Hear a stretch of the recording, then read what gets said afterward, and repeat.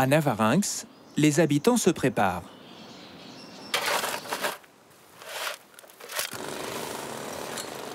Ils attendent Pascal Bernard, l'urbaniste de l'association des plus beaux villages de France.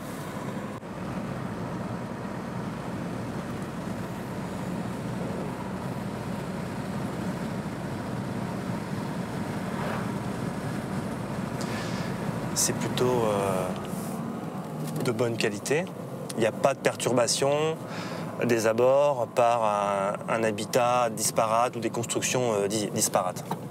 Donc pour le moment, on voit un bâti de grande qualité, y compris à l'extérieur de l'enceinte bastionnaire, juste là.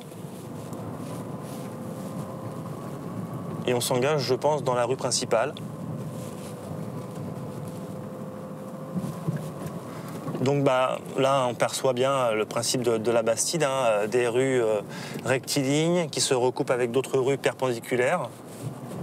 Il y a une vraie richesse architecturale, à la fois une homogénéité et aussi de la diversité.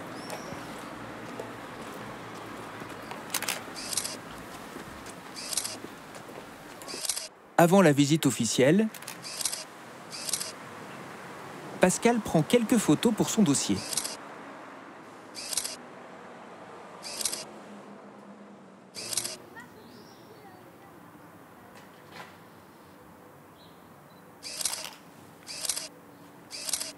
Donc là, on a un exemple de ce qu'il faut plutôt éviter à Navarinx.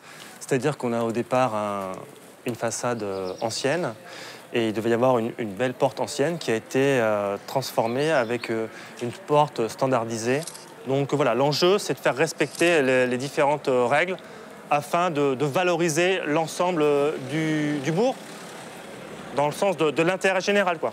La balade improvisée et incognito lui permet de découvrir quelques bizarreries, comme ce terrain de tennis sous les remparts, ou encore des restaurations pas vraiment rigoureuses. On voit que sur cette seconde façade, il y a un enduit à la tyrolienne qui date des années entre 50, 60, 70. Et c'est un enduit qui n'est pas traditionnel par rapport à la date de construction, l'origine de construction de l'habitation.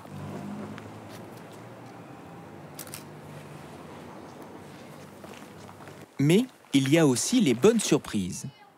Navarinx est loin d'être un village musée. Bon, là voilà, on voit très concrètement la vie du village. Là, ça doit être les enfants de l'école qui sortent pour une activité. Bon, ça, c'est aussi très sympa dans un village, quoi.